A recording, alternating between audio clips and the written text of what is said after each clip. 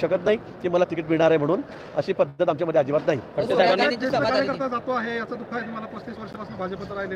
नाही मला वाटतं खरं अशा वेदना होतात आणि वेदना अशासाठी होतात की ज्या कार्यकर्त्यांनी सगळ्यात जास्त पदं भोगलीत 30 वर्षापासून ते माझ्यासोबत त्या ठिकाणी आहेत, 30 वर्षापासून माझ्यासोबत त्या ठिकाणी आहेत.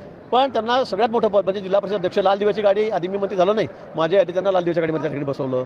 त्या ठिकाणी पंचायत समिती सभापती त्या ठिकाणी ते होते, तिथे मार्केट कमिटी आहेत त्याचे चेअरमन त्या ठिकाणी ते होते आमच्या वहिनी होत्या, त्यांच्या मिसेसही होत्या या ठिकाणी. आणि म्हणून मला वाटतं 30 वर्ष सतत त्या ठिकाणी उभे राहत निवडून आलेले आहेत.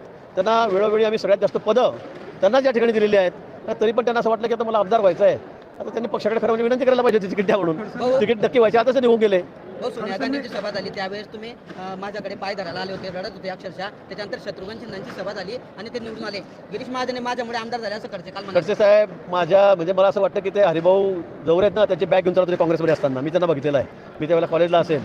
त्यांची इथे काँग्रेसच्या त्या ठिकाणी आमदारांची बॅग घेऊन फिरत होते. त्यानंतर त्यांना 90ला पक्षामध्ये घेतलं, नंतर त्यांना तिकीट दिलं. मला त्यावेळेला शिवसेनेला तिकीट सुटल्यामुळे त्यावेळेला मला तिकीट मिळालं नाही आणि म्हणून निश्चित आहे की त्यांना त्यावेळेला आमदारकी मिळाली. आणि त्यानंतर 15 वर्ष 20 वर्ष लालदेवच्या गाडीतच फिरले, लालदेवच्या गाडीमध्ये त्या ठिकाणी फिरले. ते काय मला सांगतील, मी बॉर्न बेस माझा RSS आहे, त्यांच्यासारखा मी काँग्रेसमध्ये नव्हतो. नंतर ते भाजपमध्ये आले, नंतर त्यांना तिकीट मिळालं. पण आता काहीतरी बडबड करायची, मी याला हे केलं. मग तुमची बोंबडी तुम्ही कसं काय पडता मतदारसंघात? तुमच्या मतदारसंघात तुमची कोथळीची ग्रामपंचायत तुमची आहे का? मुक्ताईनगरची नगरपालिका तुमच्याकडे आहे का? काय तुमच्या मतदारसंघामध्ये काही नाही आहे. पण उगाच गप्पा मारायच्या भाषणावर एकदा 1400 मध्ये निवडून यायचं, एकदा 6000 यायचं, एकदा 7000 यायचं. माझं मताधिक्य पहा आणि तुमचं मताधिक्य पहा. जामनेर तालुका माझ्यामध्ये सुजलाम झाला असं म्हटलं. मला वाटतं इतकं आशास्पद विधान स्वतःच्या मतदारसंघामध्ये काही बोंब पडली नाही. बोदवडला जाऊन पाहता महिनाभर पिण्याचं पाणी मिळत नाही. मुक्ताईनगरची अवस्था काय आहे, लोक शिव्या घालतात त्या ठिकाणी. मग तुम्ही एवढा तुमचा मतदारसंघ सोडून माझ्याकडे कशाला विकास करायला आले? तुमच्या मतदारसंघामध्ये काही दाखवलं असं ना लोकांना, मग अशी नामुष्की तुमच्यावर पडायची आली नसती त्या ठिकाणी. बँक असेल, दूध संघ असेल, सगळ्या ठिकाणी मी त्यांना नामवर केलं. दूध संघामध्ये तर आमचे मंगेश चव्हाण 40 गावून इकडे आलेत.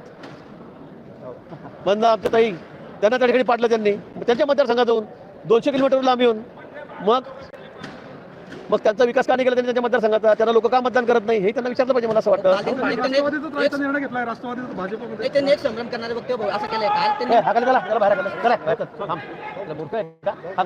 त्यांनी काय म्हटलंय की मी शरद पवार कधी सोडला नव्हता आणि भाजपमध्ये प्रवेश द्या असं मी कधी म्हटलं नव्हतं. फक्त भाजपने मला यास आमंत्रण दिलं होतं. मला वाटतं इतकी लाचारी मी पहिल्यांदा बघतो राजकारणामध्ये.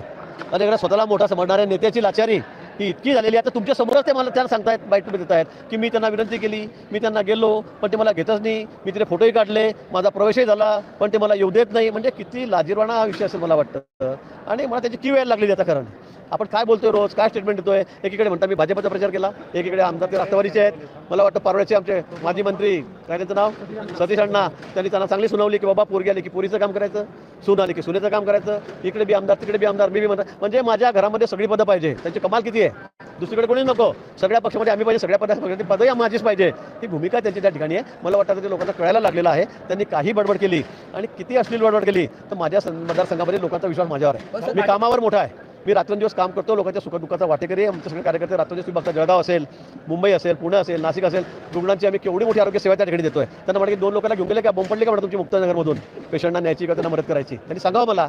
एखादा माणूस ठेवला का मुंबईमध्ये, जळगावमध्ये कोणाला मदत करायला? फक्त पदं भोगायची, बडबड करायची, एवढंच काम त्यांच्याकडे आहे. आता ते उघडे पडलेले आहेत आणि म्हणून धडाधड पडत आहेत. पण पडल्यामुळे त्यांचं मानसिक संतुलन थोडं बिघडलेलं आहे. इथून वाह्यासारखं काही बोलायचं, अश्लील बोलायचं असेल तर मला इतकं बोलता येईल की मग त्यांना पळता मुश्किल होईल. पण माझी ती संस्कृती नाही, माझ्या पक्षाची ती संस्कृती नाही आहे. आणि म्हणून त्यांनी काय बोलायचं त्यांनी बडबड करू द्या. एक वेळ येईल त्यावेळेला मी त्यांना त्याचा हिशोब सगळं चुकता करेन. सत्यपाल मलिक आणि उद्धव